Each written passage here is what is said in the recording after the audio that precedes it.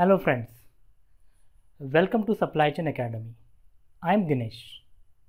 If you are into international trade and want to export some goods to foreign country, or if you want to import some goods from foreign country, then for you it becomes very important to understand about Incoterms. Incoterms are standard terms and full form for the Incoterms is International Commercial Terms. These terms are basically published by International Chamber of Commerce. Incoterms defines the delivery point for the seller.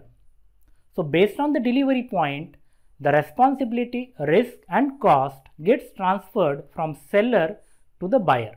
So in total, there are 11 Incoterms required for the international trading. And each Incoterm has different delivery point. Based on the delivery point, the risk, responsibility and cost gets transferred to the buyer. In today's video, we are going to look at the overview of all these 11 Incoterms, and into subsequent videos, we are going to look at details about each Incoterm. So you can consider that today's video is going to be overview about these Incoterms, and there are going to be 11 different videos with respect to each Incoterm. So let us get started with today's video. Let us understand details about Incoterms. Full form of Incoterms is International Commercial Terms. In total, there are 11 Incoterms and they are published by International Chamber of Commerce. Incoterms are used for the international trading purpose. The first version of Incoterms was published in 1936 by International Chamber of Commerce, and the latest version is published in 2020. So since January 2020, the updated latest version of Incoterms is being used for the international trading purpose. So to understand Incoterms in detail, let us take an example. There is a buyer who is from India. He wants to buy 1000 number of computers from the seller who is in China. So buyer is sitting in Pune and seller is into Beijing. So when we talk about Incoterms, based on the Incoterms, the responsibility, cost and risk would get transferred from seller to the buyer. So the responsibility, cost and risk gets transferred based on the delivery points, and different delivery points defines different Incoterms. So all 11 Incoterms are based on different delivery points, and based on this delivery point, the responsibility, cost and risk is getting transferred from the seller to the buyer. So before going in detail about the Incoterms, let us understand how the transportation chain from seller to buyer works in case of international trade. So this is my export country, this is my import country. Buyer from India, Pune wants to import goods from seller from Beijing, China. So in case of international trading, the transportation chain involves different services. The first service is the warehouse service. Warehouse service is provided by the seller. Seller is responsible to make sure that he is able to provide the warehouse services. And at the warehouse, seller owns the service of the packaging of the goods. Once the goods are packed, then they needs to be loaded for the inland transportation purpose within export country. Now for the inland transportation purpose, here you can see that we are using truck. But for inland transportation purpose, you can either use truck or you can use rail as well. Now this truck would carry material. This truck will carry the cargo from seller's location to the nearest port. So here it comes inland transportation. Then there is a freight forwarder who is helping to support the logistics activity. So who is going to pay the freight forwarder's fee? Whether seller will pay the freight forwarder's fee or a buyer will pay the freight forwarder's fee. Then there is a customs. Then there is a custom formality. Who is going to pay the custom fees? Then at the terminal there are going to be terminal charges. So who will pay the terminal charges? The seller will pay the terminal charges or the buyer will pay the terminal charges. Then at the terminal you need to load the goods into the ship or into the truck or into the plane based on the kind of transportation that we are using. So in our case, since these are 1000 computers, so most probably we will use the sea transportation because that is the most economical option that we have. We cannot use the truck transportation because we do not have direct road from China to Mumbai. Now, the last option of the air transportation is a bit expensive. So this option could be only used if the material needs to be transported from seller's location to the buyer's location with very less time. So in our case, if we consider that we are using a sea transportation, then somebody will have to pay the carriage fees as well. So the transportation could be your ocean transportation, air transportation, rail transportation, or road transportation. As I said, in our example, we can either use the ship, that is ocean transportation, or air transportation. Now, while during the transportation, you need to have insurance for your cargo. Somebody will have to pay for the insurance as well. Whether seller will pay for the insurance or your buyer will pay for the insurance. Then once your ship arrives at the Mumbai port, okay, you need to unload the material at the Mumbai port. So there are going to be unloading charges. Somebody will have to pay for the unloading charges. Either seller will pay for the unloading charges or your buyer will pay for the unloading charges. Then there is custom at the import country as well.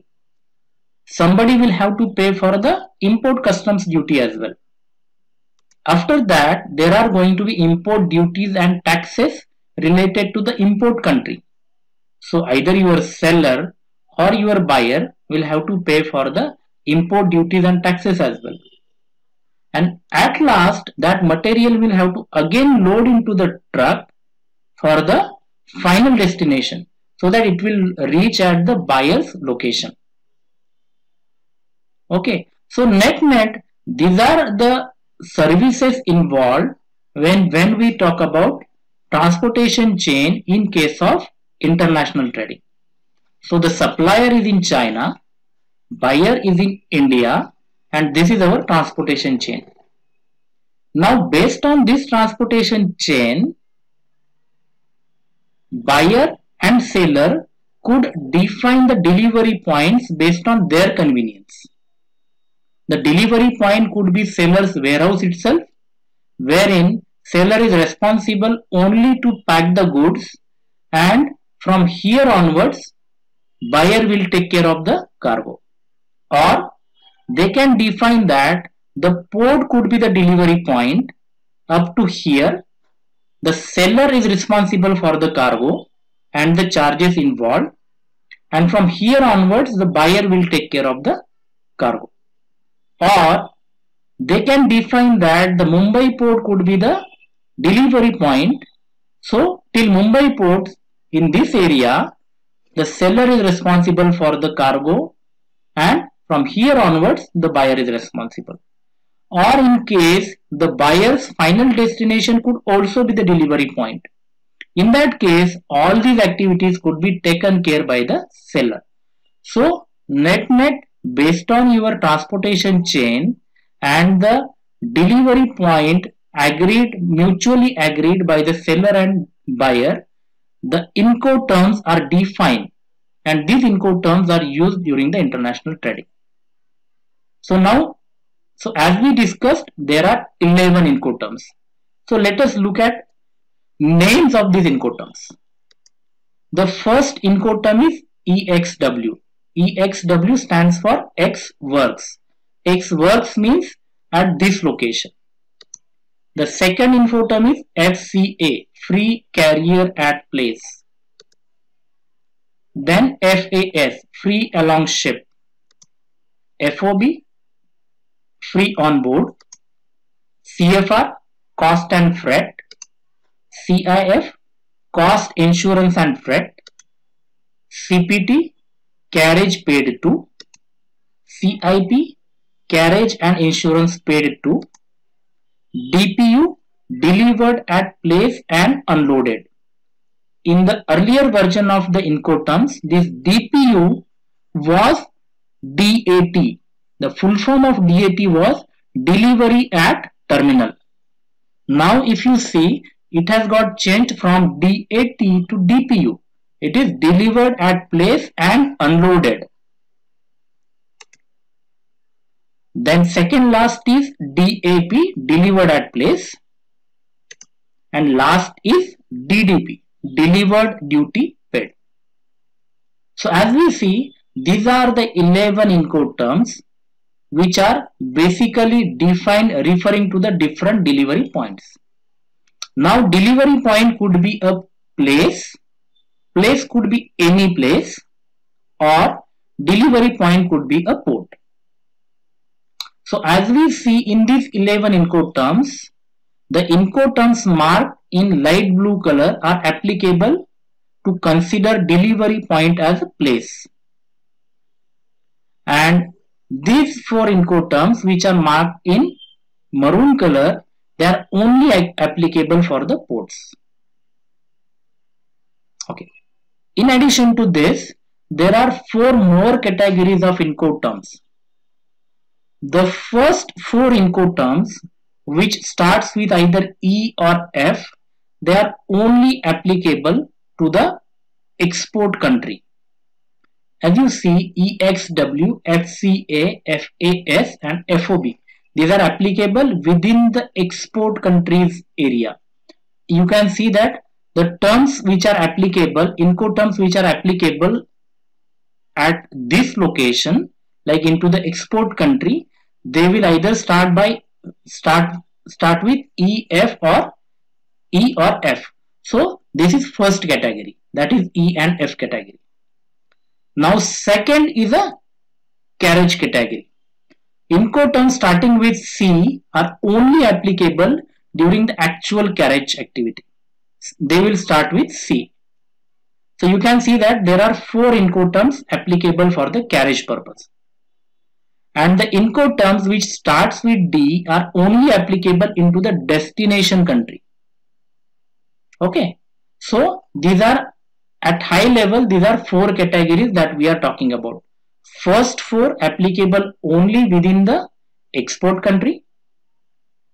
Then terms starting with C only applicable for the carriage purpose. And terms starting with D only applicable into the destination country. Now, there is one more thing. The Incoterms which are marked in maroon color, they are only applicable for the ocean transport. These 4 Incoterms could not be used for any other transportation mode except ocean. Wherein rest of the Incoterms which are marked in light blue color, they can be used for any mode of transport purpose. So these 4 Incoterms marked in maroon color cannot be used for rail transportation, air transportation or road transportation. They are restricted only for the sea transportation purpose. Now, having this background, now let us look at each Incoterm one by one in detail. So first is EXW. EXW stands for X works at place. So there is some place in this transportation chain which is defined as a delivery point for the seller. And as the word itself explains, it is at the workplace of the seller.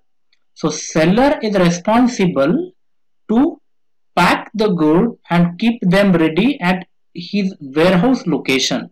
So up to this point, it is responsibility of the seller, and this point onward, this is a delivery point for the seller, and from this delivery point onward, it becomes responsibility of the buyer to take care of the rest of the activities as a part of a transportation chain.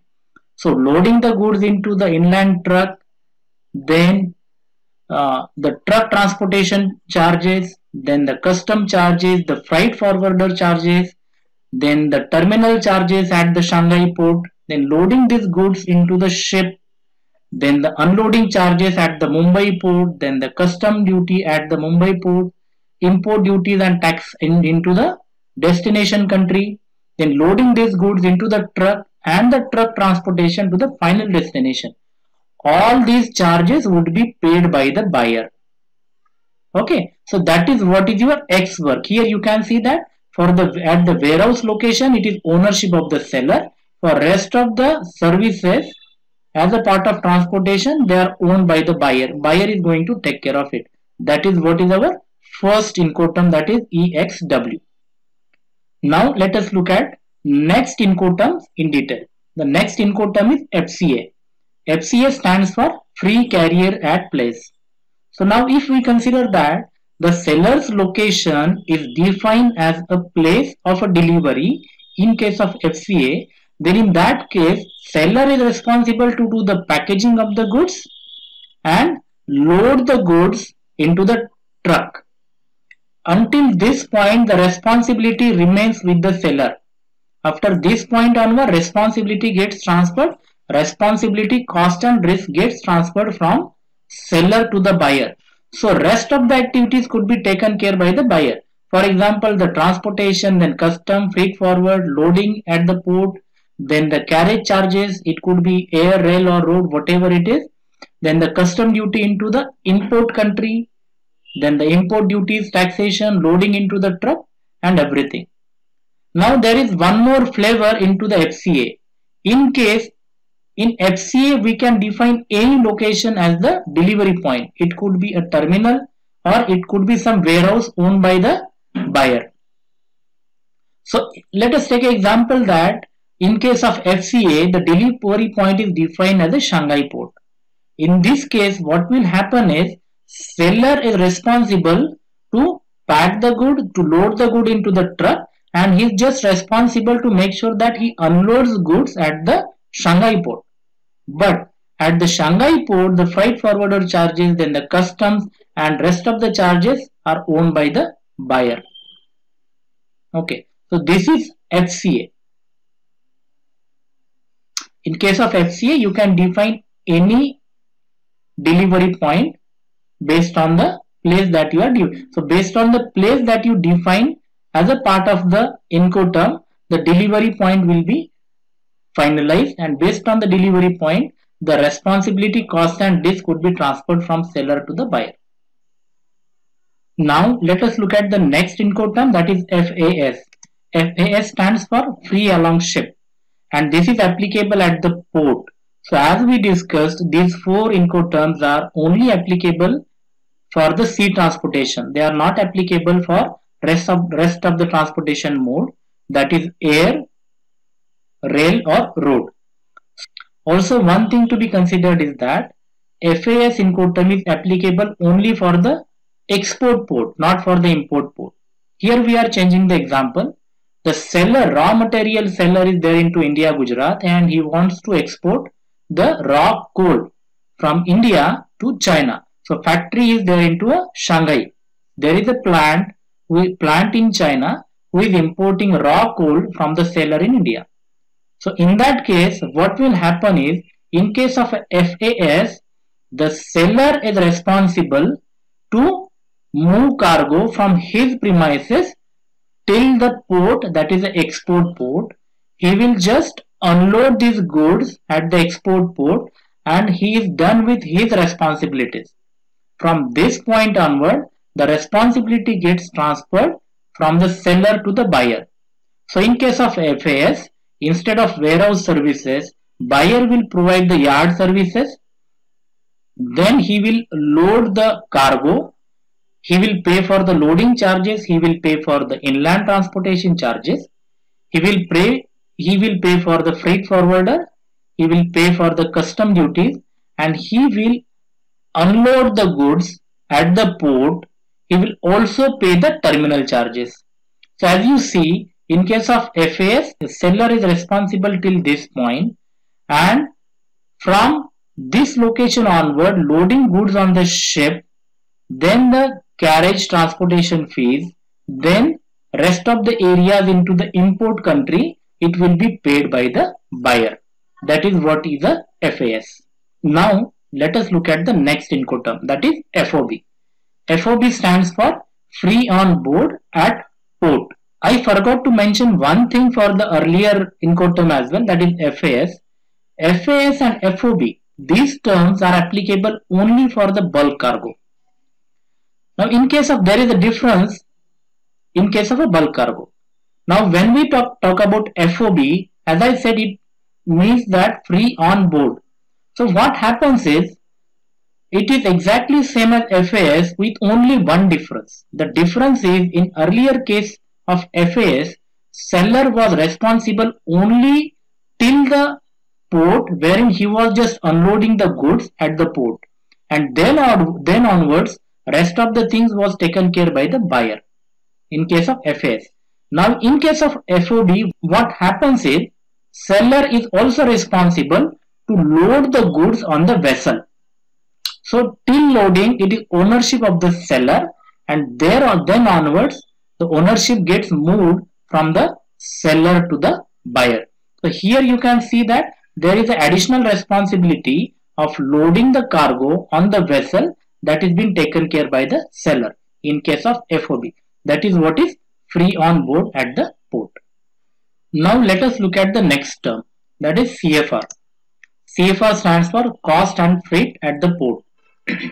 In this case, seller is responsible. This term is also similar to a FOB, but in addition to that, there is one more responsibility that seller takes, that is to pay the freight as well. It could be your, in this case, it could be your ocean freight that your seller is paying. So in earlier case in FOB, seller was only responsible to load the cargo on the ship. In case of CFR, now he is also paying the ocean freight charges as well. But one thing to be noted is, seller is not responsible for the insurance of the cargo. Insurance is still owned by the buyer. So as you can see that in case of cost and freight, the seller responsibility is till the import country's port, that is Shanghai port, without paying the insurance. Insurance would be paid by the buyer, and then here onwards the buyer's responsibility starts. So this is the area in which the responsibility is of a seller, and this is the area in which it is owned by the buyer in case of CFR. Now let us look at our next Incoterm, that is CIF. CIF stands for cost, insurance and freight at the port. So there is a small difference between CIF and CFR. In case of CFR, the seller was responsible only for the carriage freight of the cargo. He was not responsible for the insurance. But in case of CIF, seller is also paying for the insurance. So the delivery point remains same. The delivery point is a Shanghai port, that is a port from the imports country. But the seller is also paying the insurance. He is responsible only till the Shanghai port. Then unloading onwards, rest of the charges would be paid by the buyer. So buyer will pay for the unloading charges. Buyer will pay the custom duty. Buyer will pay the import taxes. Then buyer is responsible to load the goods into the truck and to pay the transportation charges for the final transportation. That is what is your CIF. That is cost, insurance and freight. So seller is paying all the charges till Shanghai port, including insurance, and here onwards the buyer is taking care of the cargo. Now let us look at next Incoterm, that is CPT. CPT stands for carriage paid to the place. Now we have moved back to our original example of 1,000 computers. Seller is there into China, Beijing, and buyer is there into India, Pune. And in this example, in case of CPT, place could be decided based on the mutual understanding between seller and the buyer. The place could be your Shanghai port, the place could be your Mumbai port, or the place could be the Pune final destination. In our example, we are considering that Mumbai port is the place mutually decided between seller and buyer for the delivery point. In this case, seller is responsible for your ocean freight, but seller is not responsible for the insurance. If you see, insurance is still paid by the buyer. and once your cargo reaches to Mumbai, at Mumbai location, either unloading or loading of the goods could be taken care by buyer or the seller. That is again decided mutually between seller and buyer. Now if we consider that the place of the delivery is decided as a Pune's final location for the buyer, in that case the seller is responsible to pay the transportation charges as well till the buyer's location, but buyer is responsible for the insurance, custom clearance, then the duties that needs to be paid into the import country. Now let us look at the next Incoterm, that is CIP. CIP stands for carriage and insurance paid to place. Here we are considering that Mumbai port is the place mutually considered by the seller and buyer as a place of the delivery. So in this case is little bit different from the CPT. In case of CPT, insurance was being paid by the buyer. In case of CIP, seller will pay the insurance. Except that rest of the things remain same. So the unloading of the cargo, loading of the cargo can be taken care by either buyer or by the supplier based on their understanding. Again, if seller or buyer decides that Pune is going to be the final place of destination, in that case the transportation charges to the destination would be paid by the seller in case of CIP. Now these were the terms that we talked about. These were the carriage terms. Now once we reach to the destination or the import country, in that case there are three terms related to the destination, that is DPU, DAP and DDP. Now let us look at next Incoterm, that is DPU. DPU stands for delivered at place and unloaded. So this Incoterm is little bit different with compared to the CIP. In this case what happens is seller is also responsible to unload the goods at the delivery point. In our case the delivery point is Mumbai. So at Mumbai the seller will deliver the goods and he will pay for the unloading charges as well. So after that the customs, the import duties, loading goods into the truck and the final transportation would be taken care by the buyer. In case if they defines the Pune as the final delivery location, then seller is responsible for the transportation cost and unloading the goods at the destination, but still buyer will pay for the custom charges. He will also pay for the import duties if any. This is what the DPU was. Now let us look at the next Incoterm, that is DAP. DAP stands for delivered at place. Let us consider that the final destination of a buyer is considered as a delivery of a goods. In that case, seller is responsible for everything except the custom clearance and import duty and the taxes in the import country. Apart from this, whatever charges are there, seller is going to pay those charges. Now let us look at last Incoterm, that is DDP. DDP stands for delivered and duty paid. In this example, if we consider that Pune is the final destination for the buyer, in that case seller is responsible to pay for everything starting from the seller's warehouse till the final destination of the buyer. So that becomes responsibility of the seller. So in case of DDP, buyer is not at all paying for anything. Everything starting from the seller's warehouse till the buyer's final destination location, including the custom charges and import duties, are paid by the seller. If you like today's video, then hit on the thumbs up button. Please share the video as well. If you have not yet subscribed to the channel, please subscribe the channel and hit the bell icon so that you will get notification about the latest video related to the supply chain management. Also, if you want to give feedback about today's video, you can give feedback into the comment section. If you want to have videos related to any specific topic into supply chain management, then your suggestions are most welcome into the comments. I will try to accommodate your suggestions into the upcoming videos. Thank you.